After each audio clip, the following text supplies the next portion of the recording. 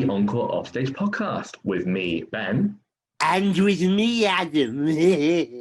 Wow, I think, Adam, you seem to be in the Halloween spirit this week. I am indeed. Please don't do the entire podcast from this voice. No, I won't do. No, thank you. But you told me I can't do voices, so I'm just getting them in when I can. Yeah, just here and there. What character was that, Adam? You just had? Oh, just a little bit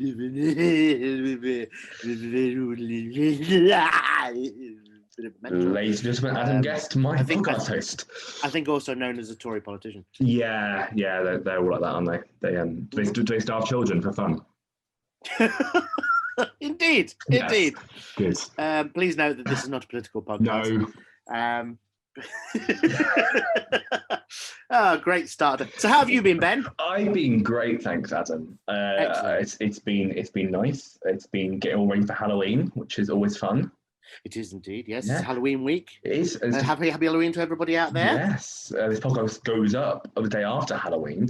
But this is the first Halloween that I'm in the country for, so it's I actually get to celebrate Halloween for once. Why? Are you normally scared of Halloween? Yeah, I'm so scared. We go on holiday every October just to get away from it. Yeah. Where do you normally go? Oh, anywhere, Italy, Portugal. Anywhere where Halloween isn't. Exactly, anywhere where it's not scary. That's where we go. Okay, right. Okay, yeah, I get you. That's some, que sera, or whatever will be. Absolutely. So you now got to deal with Halloween this year in this country. I know, but at least we can't have. Oh, don't do that. At least we can't have any children coming knocking on our doors because they will stay away. Which is COVID works in our favour. Yay! It's true. Yes, no trick or treating this year, which is sad. Yeah. Yes, I get the impression you're not a pro trick or treater, Ben. No. I will leave it there. That's absolutely fine. Seeing as it is Halloween this week, Adam, we've got a little bit of a different first segment, haven't we? We do indeed. Ooh, spooky. Shall we head into it then?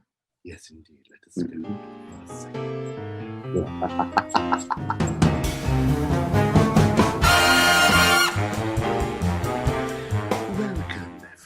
Welcome, listeners in podcast land, to the first segment, which being as it's Halloween week, I wanted to make something a little bit spooktacular. No, what I wanted to do was, seeing as we are a podcast, we're on episode 3 of our podcast. We technically have a series now, don't we? We technically have a It's gone from a two-parter to a series. A series. So yeah, we're doing well at the moment. What I wanted to talk about was, as it's Halloween week, and I didn't want to focus on news, but I thought some people out there might, like some people tune into podcasts for different things. Some people like podcasts like this one, where they sit and they listen to people chatting and interview people. And some other people prefer fictional podcasts which are out there, which are either short stories or mockumentaries or audio dramas themselves. And with it being Halloween week, I'm a big fan of fictional podcasts, and I wanted to give a rundown of some of the podcasts that are out there that I like to listen to that make a little bit of make your hair stand on end a little bit. So, which would you like to hear first, Ben? What would you like to know about? What sort of mood are you in? Are you in for like a short story podcast, a bit of an audio drama type thing, or what? Tell me. Let me taste your needs. So I'm really bad. Despite being a podcast host, I don't listen to many podcasts. So this will be fascinating because you're gonna educate me in the world. Go well, okay. So treat me with I want a little audio drama. Audio drama. Okay, so let's go with that. If you're into audio drama, this is sort of an audio drama, but in the style of a documentary. And it's called The Case of Charles Dexter Ward. Now, it's an old H.P. Lovecraft tale. Okay, now H.P. Lovecraft was a famous Gothic horror writer. He invented such beasts as Cthulhu, Lord of all. And it's done in the style of a BBC documentary. So it starts off. It's based on a H.P. Lovecraft, but it's reimagined for a modern audience. So the idea that a young man in an asylum in a locked room suddenly disappears, and it looks at all the different people that are involved in different parts of his care, and it delves deeper and deeper. And as each episode progresses, it gets darker and darker, and you see more and more of the background of what's going on, and it's just it's very unsettling and a lot spookier. And there's some jump scares in there that work in really well. That again, I'm a big fan of sound design and sound production, so this really appeals to me. So that's one I would recommend. Another one I would also recommend is called The White Vault. The White Vault. The White Vault, and it's by Fall and Schuler Productions. These are all available on iTunes, Spotify, all your podcast available apps and things. And it's an audio drama, and it's based in the Arctic Circle, an expedition team, and they have characters of different backgrounds, diversities, and it's as if an expedition has gone out and they're taking bits and pieces of recordings that they've made, notes and things that they've written, and there's a very unsettling presence in this place where they are. And I won't go into too much about what happens, but they're written in their languages as well. So you have Swedish, you have German, and you have Russian, and you have English and Americans, and they all come together, and they start off with their notes, and they start off in their own language, and it becomes translated into English, so you can listen to what they've actually written, and it just makes it all unsettling. But of course, they're trapped in this base, in this outpost, and things start to happen.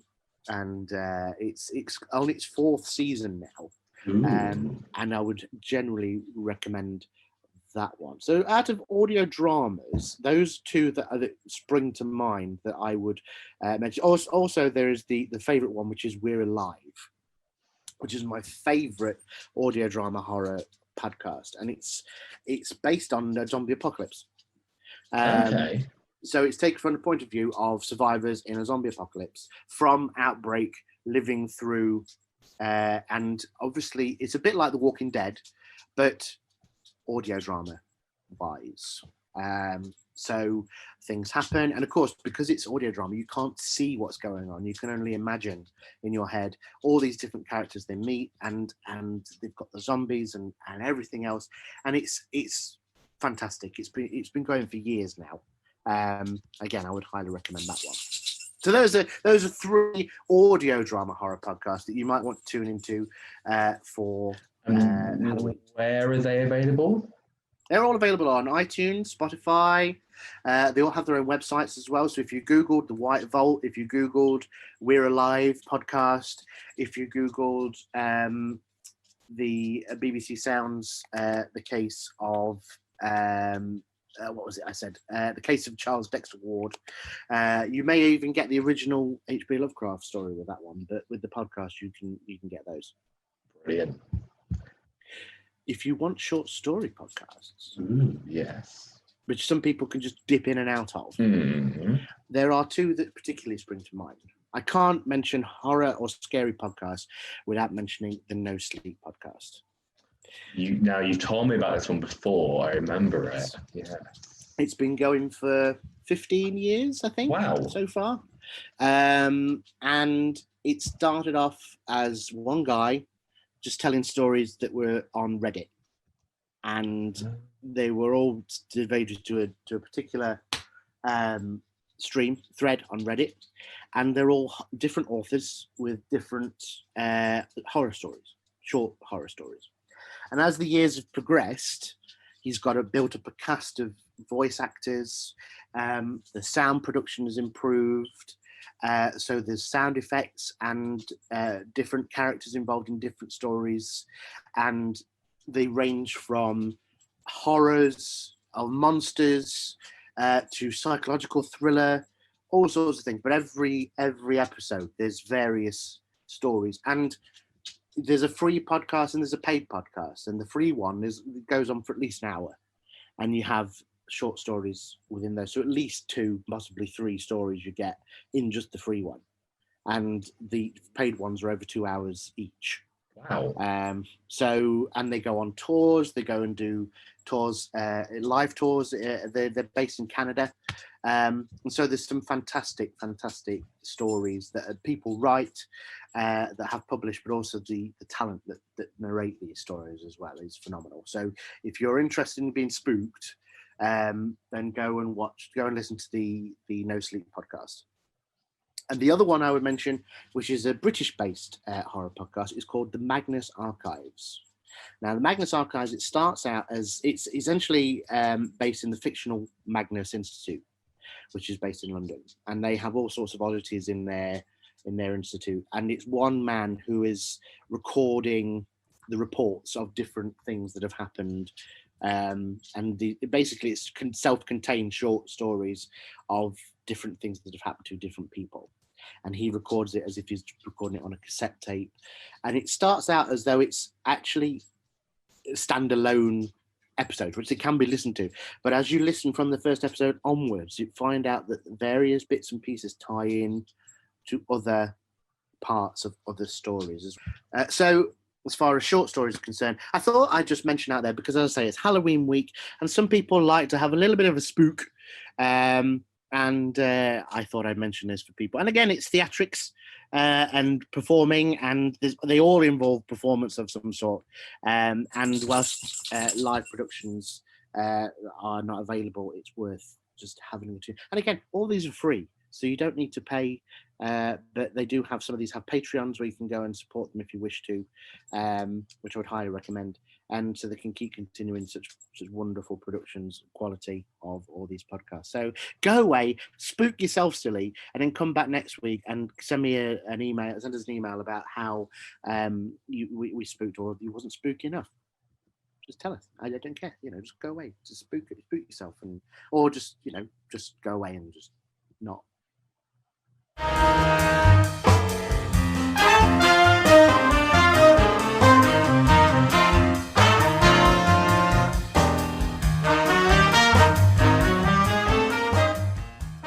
And now it's time for our Q&A section of the podcast, in which, Adam, I believe you have got this week's question. Yes, I have a question this week. It's from a lady called Abby. Okay. Abby. Well, Abby's listened to the podcast. She's a very big fan of the podcast, which is great. Thank you, Abby. Thank you for listening. Share it. Let other people know. So there's your soul. But she wants to know, obviously we've been talking over the past couple of weeks about professional productions that are able to go on, so big theatres that are able to go on, and also amateur dramatics. So some people are able to still rehearse for amateur dramatics at the moment. But Abby wants to know, because she's part of a company her own herself, that is in the middle, in no man's land, in a situation where she can't get funding, and still can't actually manage to get to a venue to put anything on, because she employs self-employed freelancers. Right. And so she wants to know, what are our thoughts on those sorts of situations? Do we have any advice for them, any situation, or just general support for those people out there that are stuck in the middle? I think it is this idea of being stuck in the middle and being forgotten about, isn't it? By all kinds of things.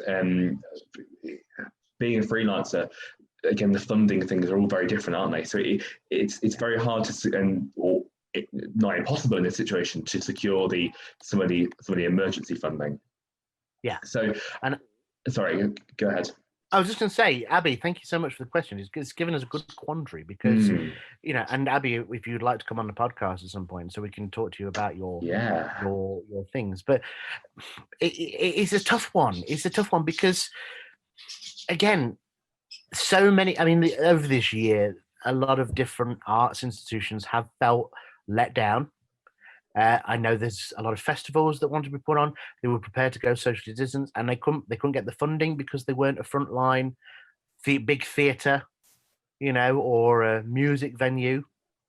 And it's frustrating because a lot of these small companies like Abby's, which were planning on putting on a Christmas show, and the only Christmas show, they have to do it as socially distanced, or even by recorded. Because it's the only way they can put something on. And for people like Abby, it's their only source of income. They can't retrain. They can't go and do something else. They have to do this thing because they've put their heart and soul into these businesses, and they're left stuck because I feel sorry for them. I do. It's heartbreaking because I know a lot of companies, not just arts companies, but a lot of companies are just collapsing because the support isn't there for them anymore. No, not at all. And it's such a hard one because the situation we all find ourselves in is one that is constantly fluid and it is constantly changing. So I don't think anybody can really determine what's going to happen next or try and set out a longer term plan. However, the short term plan, the short term funding, the short term support just doesn't exist, does it? No. The people trapped, as you say, trapped in the middle ground. And I don't know really. I don't know. I'm not sure if you can shed any light on this on what everybody can do as members of the public, as ex-performers. What can we do to really bring it together and try and support these companies that are really struggling? But it's very difficult, isn't it? Honestly, it's little things. It's little things like if they're asking for a donation, give them a donation. If you have the choice between going to support a major multi-pound company or a local business, support the local business. It's the same. It's coming up to that time of year, isn't it, where it's Christmas time and Halloween time, and everybody goes to the brand names and things, which in our industry, in the theatrical industry, in the arts industry, there aren't that many that aren't world famous. So a lot of people are automatically driven to that anyway. So I would say use the opportunity to go and support local arts things. If there is an exhibition, go and support the exhibition. If there is somebody asking for a recommendation, give them a recommendation. If somebody just wants you to watch a video or share a video, share the video. It's not much in terms of social media and instant information. Stuff like that is worth gold dust to so many different people. And I know Abby, she's doing this Christmas show, and she's putting her heart and soul into a crowdfunder. And a lot of people, and again, I'm happy to say I've put some money into the crowdfunder because I think that it deserves support.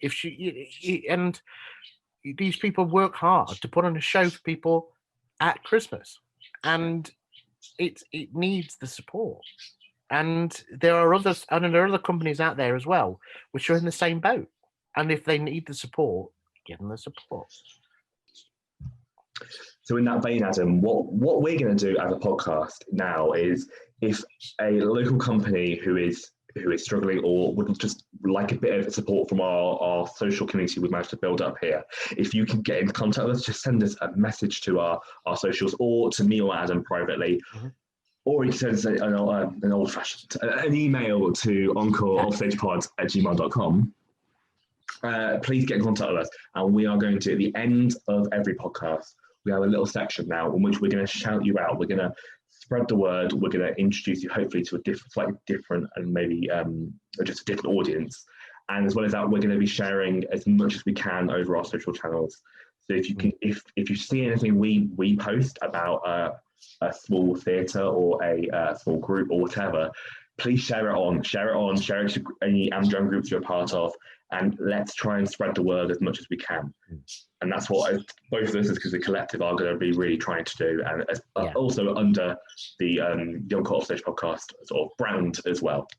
Yeah, and also it's like we promote guests that we've got coming on, and they appreciate that. But again, if you see something that we share it on yourself. That's the whole idea of it. We don't share it just because we feel like sharing it. We want to increase the audience that people get, and we want people to understand that people out there and companies out there need the help of everyone. And in this climate especially, we are stronger together as people and as a group and as a community than we are on our own. So for companies like Abby, obviously we've given Abby a bit of a shout out. Abby, if you send us your details of your show, we'll give it a share out on our social media. Anybody else that's out there, if you've got something you wanted to share, just send it to us and we will share it out so that hopefully people can see it and share it. Even if one person just has the opportunity to see it and support that thing, that's instantly better, because it's one person that may not have seen it before. So send stuff in, let us know. If you're doing a show, if you've got a production on, if you're doing something, you've got an exhibition, a recital, anything like that, let us know and we'll share it for you. And if you see us share something, share it yourself as well. We're trying to create a little community here, aren't we, Adam? I think it's what we're trying to build, and we have already to some extent. It's been we'll keep saying this, but I want to thank everybody for the fantastic response we've had on all our socials and for the listen to our podcast. It's brilliant, but all we ask is that everyone just carries on doing what they're doing, supporting not only this podcast, but as we say, sharing on things, shouting out other people, and sending us. If you see something that a little company that's doing a show, send it our way and we'll share it. And if we both see anything, we'll definitely be sharing that. We'll share it, exactly. And again, you've got the big theatres, yes, go and support them, but also support the smaller companies as well, because without the smaller companies, the bigger companies have nothing. They will run also, but just think about the people behind those smaller companies as well, that they've given their hours, the sweat, the tears, just to put on something and just to keep going. So just bear that in mind. So with that being said, obviously we're going to wait for things to come in for us. Hopefully over the next episode we'll have lots more to share. But in the meantime, we're going to carry on as planned, and we're going to have a word with our special guest, aren't we, Clay? And we, Ben? We are. So this is what the chaos that ensued when we spoke to the amazing Tom Hopcroft earlier.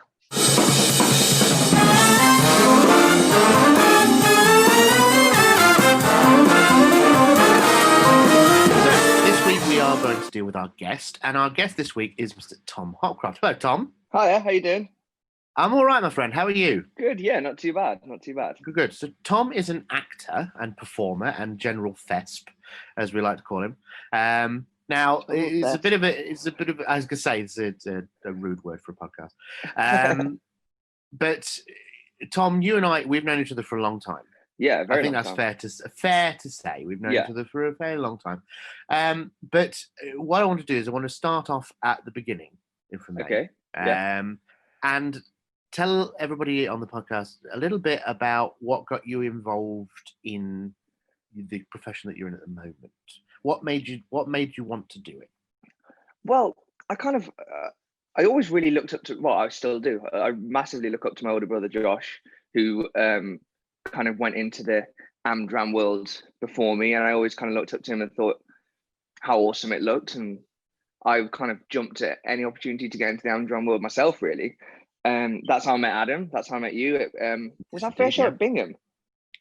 I believe it was. Yes. Yeah. I think we did a musical or a panto at Bingham together first. I think we did a panto. Yeah. I think, was it Red Riding Hood or something? Yeah, I think like it was. That? Yeah, I think we did. Red Riding Hood. So I guess I just kind of threw myself into the Amdram world and kind of fell in love with that first, and loved the fact that every show you did, you had your little family, and and I kind of that's what made me kind of fall in love with it. And I kind of lived in a world where I knew that was what I wanted to do for the rest of my life, if possible, if at all possible. So I feel very lucky that I now do that. I came to see you in a couple of shows. I saw you in West Side Story. I saw you in, a few things, to be honest, as you were going up. And you are a phenomenal dancer. You're a triple threat, what we call a triple threat. You can sing, you can act, and you can dance. I probably can't dance after this year. Well, we're writing this year off. We'll write Yeah, but don't worry about it. It's like we'll just just when you get to 2021, just reset your stats and you'll be fine. Yeah. But you've gone through some before you even started training properly. You were learning, weren't you? What sort of things were you doing? So I was, to be honest, dancing at that stage wasn't really my thing. I kind of loved acting, loved singing, and I knew that if I wanted to perform professionally, I needed to get my dancing up as well. So I went to Rollo Academy in Nottingham, and kind of, as you said, just trying to kind of learn as much as you can. I had acting classes with yours truly, which yes, it did. Yeah, me and Adam had acting classes every week. Adam helped me out so much, and kind of just, and again, just kind of throw yourself at any opportunity to learn and throw yourself out of your comfort zone. There were shows that I'd got kind of asked to do Amdram wise that weren't necessarily the sorts of things where I thought my strengths would lie. I did Shakespeare, and then kind of later on in life, I've come back to those and they've started to become more normal. But at that age, they were miles away from the sort of stuff that I was used to doing. So I guess it's just kind of doing whatever gets thrown at you, really. Adding stuff to your repertoire, isn't it? And not being afraid to make a bit of a fool of yourself. Oh well, man, I'm used to that anyway, mate. Ben will tell you. I remember driving you to Birmingham for an audition. Yeah, Do you remember that? Yeah, it was a film audition of some sort. Yeah, for a skater boy or something, wasn't it? That was it. Yeah. Definitely didn't get that part, but I appreciate you driving to Birmingham. That's all right, mate. No worries. So last week on the podcast, I mentioned about the woman in black. Yeah. And I said to Ben that the second time I went, I didn't really want to go because I was so scared. Well, what Ben doesn't know is that it was Tom that I took the second time because Tom was the one who said to me, "Can we go?" Because I missed it at school. I was like, "Yeah, all right, okay." I remember being so upset about missing that at school. I can't remember why. Yeah. Can you remember me saying to you, "You've got to sit on the aisle"? Yeah, and I think I did. Yeah, you did, because I made you, because I wouldn't sit there. But see, now, Adam, you said to me that you're going to take me at some point, so that's happening, and now you've let yourself in for that as well. Yeah, unfortunately, yeah. I'm opting out of that one, I think. So, when you went to you did sixth form, and you did everything there. Yeah. And I know you had an amazing support at school as well for your drama and everything that you did there. Mm-hmm. Did you find that a massive help when you wanted to audition for things as you went on to apply for drama schools and things like that? Yeah, totally. I suppose I went to Tring for sixth form, which is a kind of specialist performing arts college. Having known a few people that had gone there in the past and said it was really good. And yeah, I guess just having the right mentors around you, knowing the people who understand you as a performer, especially when you're younger. The world of performing just seems so far away. So just having people to bridge that gap for you and go, no, this is a sort of place that in terms of training could really suit you. Do you want to do acting? Do you want to do straight acting, musical theatre? Just the kind of people to ask you the right questions and the people to kind of guide you in the right way. So going somewhere like Tring was really, really helpful for that because, a lot of our teachers were like ex-professionals. But again, like having acting classes with yourself, Adam, going to Rollo, having Josh as my brother, like, I guess that's all kind of helped me along the way, kind of people who were kind of older than me and more experienced than me and could make me ask myself the right questions. Mate, I was just going to say, for a lot of people who don't know Tring, obviously Tring Park, tell us a little bit about Tring, but also tell us what it was like going there after you'd been coming from home to going to Tring. What was it? Was it a big culture shock? I kind of described it as a little bit of like going to Hogwarts. It's kind of it was weird, kind of going from, it's just kind of put it into perspective. Tring's in this massive old house and is a very kind of grand boarding school, and I managed to get a scholarship to go there when I was 16, so I was able to go. And it was a massive culture shock, and like you had people landing their helicopters on the drive in the morning. But to be honest, I learned so much there, and It was great. It was great. I really enjoyed my time at Tring, and I wouldn't be on the journey I'm on today had I not gone to Tring, because I don't think I would have gone to Arts Ed had I not gone to Tring, and then I wouldn't have got my agent I got if I hadn't gone to Arts Ed. So yeah, I've got a lot to thank Tring for, but it is absolutely mental. Like, it's when I look back at it, it's kind of the strangest, most weirdest, brilliant place ever. I remember coming to see you doing the Drowsy Chaperone. Yes, yeah. And for those that don't know Drowsy Chaperone, it's a musical. It's a hilarious musical. Not very well known, but it was brilliant. And it was like watching a West End show, but with sixth formers. Yeah. It was fantastic to watch. It was, you know, everybody on there was like, yeah, these people are going somewhere. Yeah, the talent at that school is crazy. You know, there's people in my year there that are doing in Hollywood, like doing soaps. You know, they're yeah, and I guess that's a similar thing of whatever level you're doing it at, whether it's at Amdram, whether it's at training centres, whether it's as a professional. Surround yourself with the right people. Surround yourself with the people that are going to push you, whatever level you're doing it at. Because Tring was a perfect example of, again, a bit of a culture shock going, oh, wow, all these people are really fucking good. I know I need to raise my game. You know what I mean? So it's surrounding yourself with the right people. Okay. Good bit of advice there, Tom. Thank you. Yeah. And so you went from Tring to Arts Ed. Yeah. Which is obviously a drama school in London. Mm-hmm. And again, what was that like? Was that again, like you say, you say that Tring was like Hogwarts. Was it like going to the, somewhere else in Arts Ed, or was it a bit more normal? Or Arts Ed kind of felt a little bit like, Arts Ed was a lot more normal. I can't even sugarcoat it. It kind of, I felt a bit more myself at Arts Ed. I don't really know how to describe it. Like, Arts Ed felt like home really quickly, which was really nice, and that's why I chose to go to Arts Ed. Even on my audition day, I was like, yeah, this feels really like home, somewhere where you can. I think you thrive in places where you feel relaxed and where you feel you can be yourself. And I met people at Arts Ed and kind of realized, those were the sorts of performers I wanted to be, and also the sorts of kind of people I wanted to be. So it sounds really a lot deeper than what it actually is. But yeah, I felt really at home there. Good. And which is what it should be. If it's like a further education, you're going to be there for at least 3 years. Totally. So you need to be. I know those people who went to drama schools because of status or whatever. Whether it was like, I got into this drama school, and actually I kind of on my audition day I really preferred this one, but because of the status of this drama school, I decided to go, and then had a miserable 3 years. And they might have come out as a better performer had they gone to the other place, because actually they'd have enjoyed themselves and thrived. Bless you. And Arts Ed, you obviously covered a heck of a lot of stuff, and you've now, how long ago was it you were at Arts Ed? I graduated in 2018, so I graduated over 2 years ago.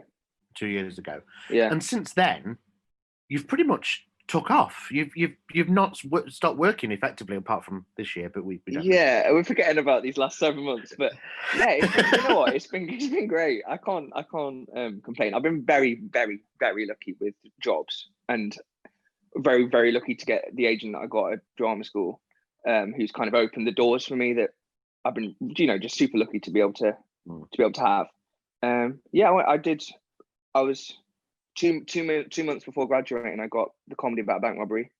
So we did the Birmingham rep, we did a UK tour for a year, and then the West End for 10 months before coronavirus hit. And kind of in between that, I did little bits and bobs. I did Blonde at the Rider Festival with Adam Howell. You might know Adam. He's a writer. He's a writer from Derby. And Paul Hurt, who's a lyricist from Derby. They're doing brilliant stuff. They've just had a show happened in basically off West End, happened in Dublin as well. So I've been very, very lucky. I mean, bank robbery's been a huge part of my last 2 years, really. I can't deny that. I basically did bank robbery from the moment I graduated till the day before the pandemic, before lockdown 1, basically. Yeah. Lockdown 1. Yeah. As we're now calling it. Lockdown the first. Yeah. Lockdown the first. Yeah. So I can't. Yeah, it's been a massive part of the last few years of my life, really. So you mentioned, Tom, about with amateur theatre, you feel that with every show there's a family vibe, and that every company has a family vibe and that community feel. Does that apply with professional theatre, seeing as you've been with Bank Robbery for such a long time, and the company? Does that apply still? Yeah, I think I think it totally depends company to company. I've heard some horror stories from other companies, but I'll bet. The experience I had on Bank Robbery, and to be honest, Mischief Theatre in general, are very good at kind of creating a Mischief Theatre community, a Mischief Theatre sort of bubble. We all knew each other. We all would support each other's shows. We went to watch dress rehearsals for The Play That Goes Wrong. They came to watch us. So kind of Mischief Theatre has its own family and own community, which is brilliant. And especially going out of drama school into the industry, again, it's kind of bridging that gap between kind of drama school and the industry. That's how it kind of felt like for me. And working on Bank Robbery for 2 years, we were so close knit. Having been on tour for a year, when you're on tour, the cast and crew are your family basically for that year, because you're all away from your families. So you get really, really close, and I miss those guys a lot. And there were a few actors in there who were older than me. Again, like trying to surround myself with people that are older than me, that I just learned so much from, just seeing how they kind of compose themselves every night to do the same thing. And that's the sort of thing drama school can't prepare you for, is doing the same show every night. The physical toll that will take on your body 8 months down the line, nearly 2 years down the line, and seeing those older actors who have worked for decades, some of them, on the days they're feeling a bit shit, or on the days where their legs hurting them because they're injured, and just seeing how they compose themselves, or the day where their dog dies and they still go on stage, and just seeing how they compose themselves is amazing. So yeah, in a really roundabout way, yeah, it totally depends on the company. But with Bank Robbery, I had a proper family. But I'm just going to go on to this. It was one of the weirdest things that I noticed, is the difference between amateur and professional, and that's kind of it is something I had to kind of get my head around. Not so much for Bank Robbery, but just as a what's the word? Kind of as professional. Yeah, I just mean as a general, is that you're not there to have a laugh, or to You're not there for the social element. I'm not saying that Amdram is purely there for the social element. It's not at all. Amdram is serious about the acting in its own, but the kind of in a professional environment, the number one job is to get the job done, and the socializing and the social aspect is definitely secondary to that. Yeah. So if you're lucky enough, like I was in Bank Robbery, to be in a company where actually, you all get on as well, then that's great. Yeah, it's always good, isn't it? Yeah, sorry, I kind of waffled to get there, but that's no, it's all right. No. He's actually raising another point I was going to ask, actually, which is, you mentioned about Amdram, and one of the things that I'm sure we've both heard over time is, I wish this show would carry on forever. Right? You've heard amateurs go, I wish this show would never stop. And I wanted to ask, as a professional, how does that feel now when a show just keeps going on and on and on? Well, I did 800 shows at Bank Robbery before coronavirus hit. You know what? I wouldn't change any of it. Good. And but doing a show every night for longer than a few months, the show does get tiresome, and there's no point in trying to sugarcoat that at all. You do get bored of it a little bit, and it's just finding the other reasons to do it. And that's just, again, something I learned from the older actors on the show. There'd be days where I came into backstage and I'd be like, I can't be arsed tonight, or would be a bit negative about it. And a guy called John, who's in the show, who I learned a lot off, would say yeah, but actually someone in that audience has been saving up for 2 months to get here, and has been waiting for this for ages, and might be the only time they go to the theatre this year, and you're going to be not bothered to give them a performance. So yeah, that's a thing I've learned massively, is kind of finding other reasons to find the show enthralling. And you know what? If you've got a kid on the front row who is laughing their pants off, that is all you need. Like, yeah. So no, enjoy. I'd say, yeah. I totally in Amdram. You always want the show to go on for longer, like maybe another week, 2 max. yeah. You want to go to people like, just calm down. Yeah. Honestly, let the aches and pains kick in first, and then you'll make a decision. Oh, totally. And that's something that again I've learned to like deal with, this repetitive strain.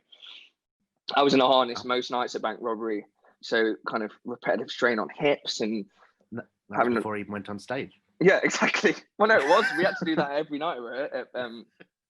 In warm-ups, we'd do harness work in warm-ups and stuff like that. So you're like just dealing with aches and pains. Yeah. It's a skill in itself that you've got to learn, and they can't really teach you until you get there. And again, this leads on to my next question. A lot of people don't realize not only the repetitiveness of that, but like you said, you're away from your family. What's it like touring? I loved it. I can't deny it. Yeah, I absolutely loved it. I know some people who hate it, and you know what? If I did, as I get older, it might be something that I don't want to do as much. But I'd go on tour tomorrow. I loved it, and what we did was we went to a different city every week for a year. So we went to, I think it was 48 cities overall. I just loved that every week we had a different theatre with different wings, with different auditorium. You know, we'd go from like the Liverpool Empire, which is vast, to like a smaller theatre like the Cambridge Arts Theatre, which is really intimate, and our set wouldn't fit. And like, I loved all, you know, there were certain places where we wouldn't have parts of set because it just didn't fit on the stage. No. Or certain places where we didn't have enough wing space downstage right, so you just wouldn't use that wing. I loved that. It kept it, you know, that kind of repetitive doing the show every night. For me, got more repetitive in the West End when I was doing it in the same theatre, the same wing space. I knew exactly how every night was going to be. Whereas on tour, there was, you know, we got to that venue on a Tuesday at 2:00, and we were up at 7:30 for the show. Yeah. So we had 5 hours to mic to sound check, run through everything, get the ropes all sorted, and that was so exciting. That Tuesday night was kind of fly by the seat of your pants sort of show. You'd get to like your wing and realize that you can't even enter from there, and you'd be like, what do I do now? It was great fun. I love touring, and you know, there was that element that is hard about it, and you know, missing family. People on tour who had kids, and that you know gets really tricky.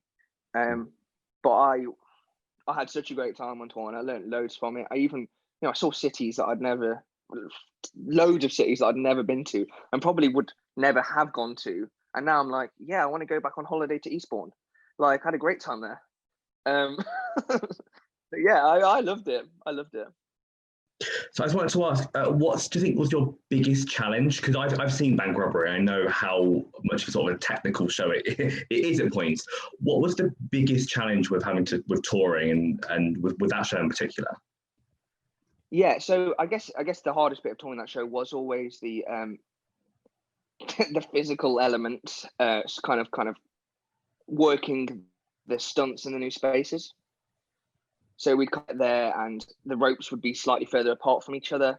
If the certain theatres were on a rake, so you know, if you were like jumping off something, you know, for example, the worst place actually for us was the Nottingham Theatre Royal. Everyone, even to this day, on our Bank Robbery chat, jokes about the Nottingham Theatre Royal.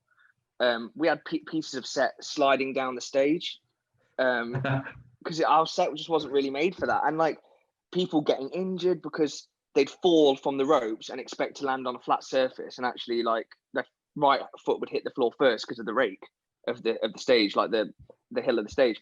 So yeah, it was kind of working those stunt bits, and that was the kind of squeaky bum time sometimes on a Tuesday, where you'd be slightly further away from someone or be slightly closer to someone.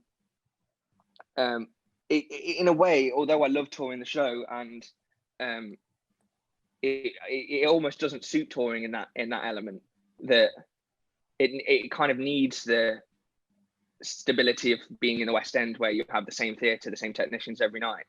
There was that element on tour of like, well, I hope this works. So what did you prefer then, being in the West End or being on tour with the show? what was best for you? I think as an experience, I prefer touring. Purely because of, as I said earlier, you know, the excitement of touring and seeing all these amazing cities. West End had its own pros, you know, like having somewhere to live, having your own bed. You know, on tour you're staying in digs every week. Like seeing all my mates in London, the kind of just enjoying the kind of being in the West End, like the bars and being in London. And I did love my kind of routine in the West End. I had a kind of routine. I got the same bus to work every night and would see my friends after, and that was I loved that. But for me, I don't think you can take anything away from like the excitement of touring and the fun of it all. So Tom, yes, we can't do a podcast and talk to you without talking about 2020. Oh, do we have to? Unfortunately, yeah. What's it been like for you with everything that's been going on over the past year? Yeah, you know what? There's no denying it's been a tough year, but it's been a tough year for everyone. What was so weird is we were sat in the green room at Bank Robbery, like on the Sunday, because we had shows on Sunday, going, we might be off for 2 weeks. We'll be back soon. And so from that Monday, for it all to be announced that the West End was closing, and then they announced that also Bank Robbery would never reopen again. It was all a lot. But, you know, 2020 has been tricky for everyone. I've been really lucky to get the Panto this year at the Nottingham Playhouse. So that kind of feels like a huge glimmer of hope in what's obviously been a tricky year artistically. But, you know, like, I can't complain in the great scheme of things.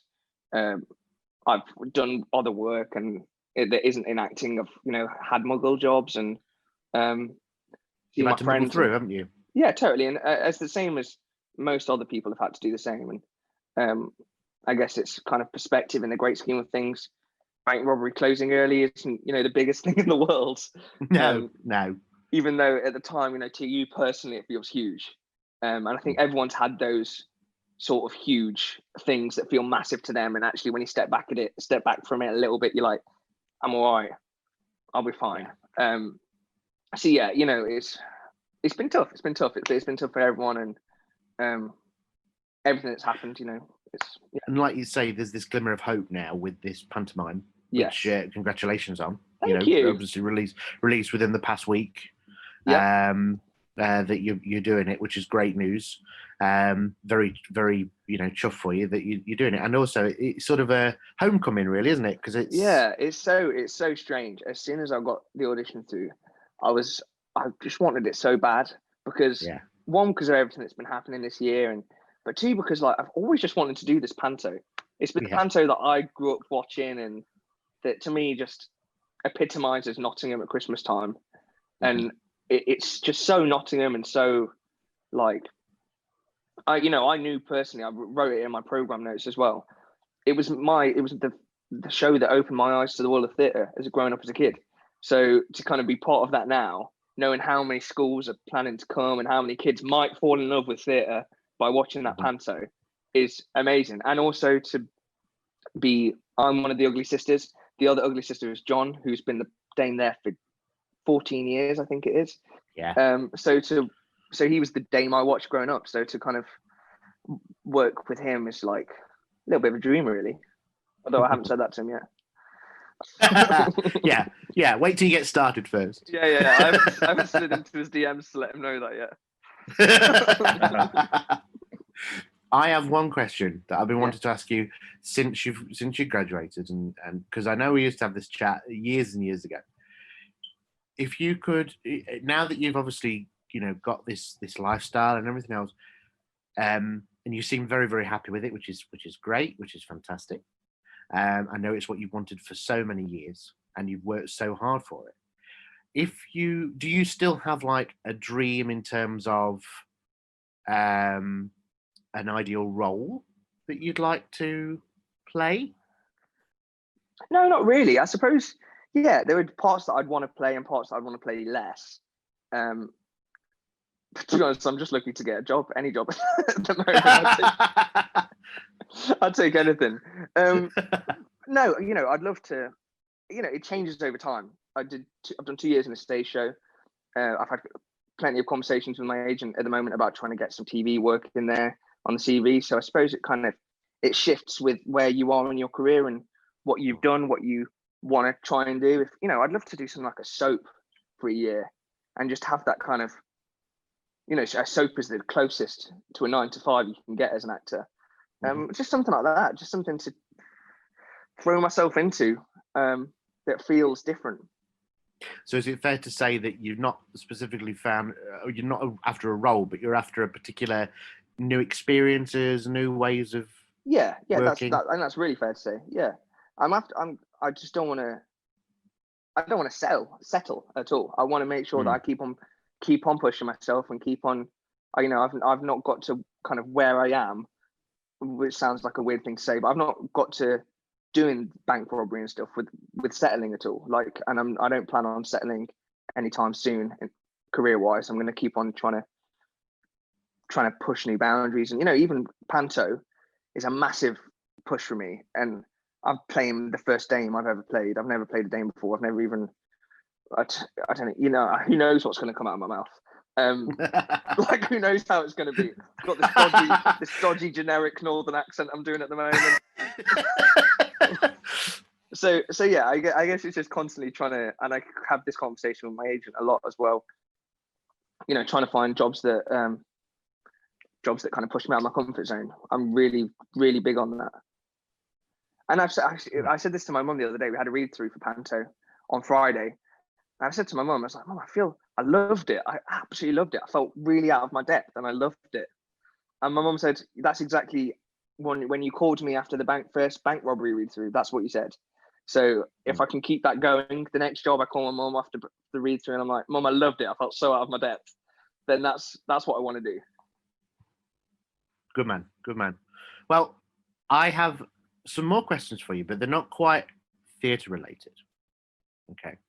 Every guest we have on, right? Yeah. I ask some questions, some would you rather questions, some questions for fun. Okay.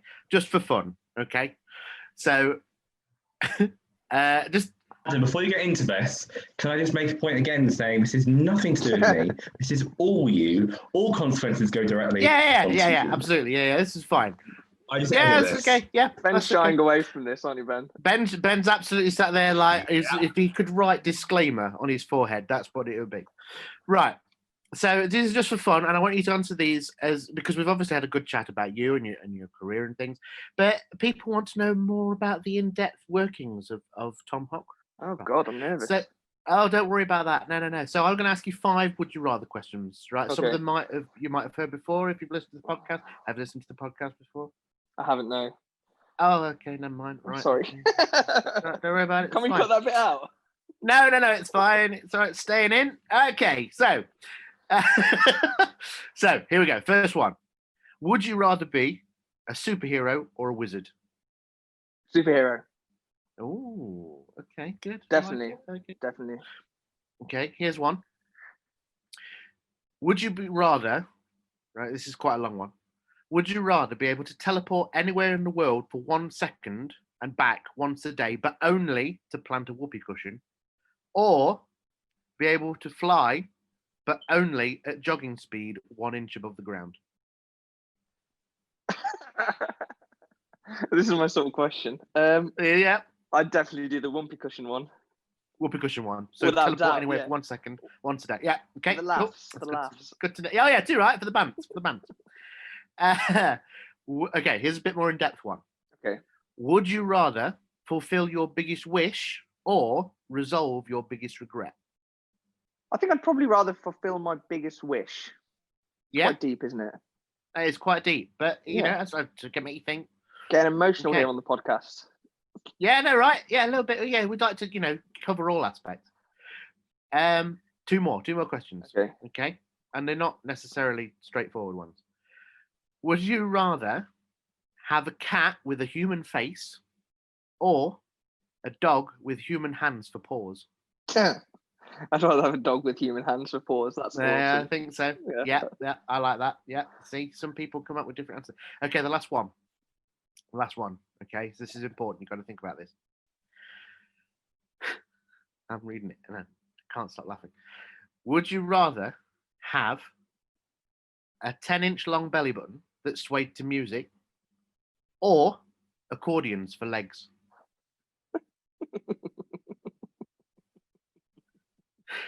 That's neither. No, you can't say neither. No, you got to have one or the other. Oh, I think I'd have the swaying belly button then. That sounds great fun. Interesting. Yeah, too right, but it has to sway to music. You can decide what music it sways to, so that's fine. I love that. Swaying to a little bit of Tchaikovsky. Yeah, too right. Yeah, Ben, that was brilliant. I don't know what you were so nervous about. Yeah. Yeah. You see, I can see Ben, and he's really tense. always. Yeah, well, this is it. You want to do a podcast with me, mate? Yeah. Okay. But thank you, Tom. Thank you for asking those questions. That's all right. Answering those questions. I asked the questions. You answered. Adam, you're building a little band here, aren't you? Because last week we had accordions for legs.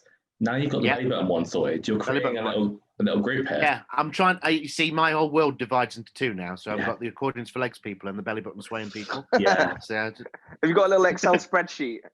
I will do now. Oh no. He wants a swaying belly button, but he also wants a dog with human hands. What does that say about him? Yeah, what does this say? I'm going to just delve into. I'll just get my psychology textbook out. Well, Tom, thank you so much for taking the time out of your busy schedule in lockdown to talk to us about your life. I've never heard something so ironic in my life. Busy schedule. I know, right? No, thanks for having me. It's been wicked. Thank you, thank you so much for having me on. No, absolute pleasure. Thank you so much, and long may your career continue and prosper, and just keep going from strength to strength. Because I know that both Ben and I, we want you to just carry on and be just fantastic, and just you are already. So just keep going, mate, as what you're doing. Thanks, guys. I'm right back at you. Right back at you. Thank you. Well, you're always welcome back on the podcast, and we'd love to have you back on again if you're interested. I'd love that. Yeah. Let me back on, please. Wicked. We'll do that. Well, thank you ever so much, Tom. Well, we'll think about it.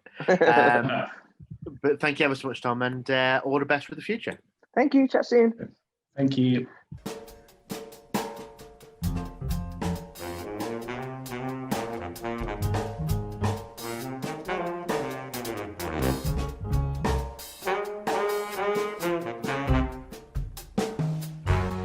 Now it's time for our new weekly segment in which we're going to be shouting out other companies that may have been missed by funding or may just want to shout out. And if you do, if your arts company or show or whatever would like us to share you or shout you out, please get in touch with us and we'll be more than happy to do that. Well, unlimited amount of shout out every week. We want to spread the word, really. So this week we are going to be shouting out The Christmas Show Online by Dali Dance Productions. And if you would like to support them in their online version of their show, because as we know, the current situation has caused the cancellation of their show and loads and loads of other productions this year. They are going to take... So they have sorry Ben, I didn't mean to interrupt you. I was just going to mention about their social media that they have. Yes. So they have a Facebook, which is obviously facebook.com, which is Dali Dance. So Dali is spelled Darley Dance, Dali Dance. They have a Twitter at Dali Dance and an Instagram at Dali Dance as well. So if you go there to any of those, you'll be able to find their crowdfunder that they've got. Now they have a £10,000 target with 5 days left, and so they've got 63% of that target. So even if you're able to do, just to pay a bit, £5 or something, you get a personal shout out. There's different, and also I've just spotted. Oh my goodness! On here, I've just spotted for £25. I didn't believe he was that. I know he's been struggling this year, but I bless him. He's been so good. Father Christmas himself will give a personalized video message to anybody who donates £25 or more. That is brilliant. You know what? He's a good guy. He's a good guy. Oh, but at £20 or more, you can get a letter from him as well. That's yeah. brilliant. So if you do, but for £5 extra, you just think to yourself, you just get a message personally. You get so you've got options of 2 tickets to the cricket at the Derby County Cricket Club. You've got one-to-one football coaching sessions. You can have a VIP family ticket for the show in 2021. A personalised video message from a princess. Wow, this is brilliant. Musical. This is great. Musical theatre, song performance workshops. There's all these different things that you can claim. These rewards that you can get for helping donate towards this show that can't go ahead because of COVID. And so just think about just what little amount that you can spare will help push. They're already on more than £6,000. So just that little bit of a push more will help them get to the target that they need to get to. And then even though you'll still get a chance to see the actual show itself online. So what can be better than that? Oh, I think this is brilliant. So please go ahead and support them. That's the Christmas show online at Darley Dance Productions. So, Ben. So, Adam. You know what it means now? I think we've reached the end of our 3rd episode. That's it. But we're going to be back next week. We are indeed. With a whole fresh new podcast. Well, not a fresh new podcast. New episode. Fresh new episode. Yes, not a new podcast. Yeah, fresh new episode. Yeah, of this We're not podcast. giving up on it just yet. No, not yet. No, give it at least a couple more episodes. But does that mean I've got to get back in? It does. You've got to head back inside your little podcast cupboard. I let you out for this week, but I think until can I do more voices? No. Tell you what, you can do all your voices in the cupboard between now and next week. Okay. Yeah, do one man show. I'll be listening, I promise. Okay, let me get in the cupboard. Bye. Okay, go in the cupboard. Bye. Brilliant. Bye in the cupboard. Is it all right? He's off on one. He's off. He's going. Well, good. Well, I think I need to leave him alone now. Thank you. Halloween. Oh my God. Halloween. I don't want to get copyright if you sing that. Don't sing that. What? Oh, sorry. Thank you. Sorry. Good. Right. Anyway, thank you so much for listening, and I might let Adam out next week. Who knows? See you later. Thank you so much for listening to the Encore Offstage podcast. If you fancy, you can follow us on Instagram, Facebook, and Twitter at Encore Offstage Pod. We also have a YouTube channel where we upload a video version of this podcast, and that's also at the Encore Offstage podcast. Remember, if you enjoyed the show, don't forget to leave us a rating or review on your podcast app of choice. Every little helps. Thank you so much for listening, and we'll both be back next week.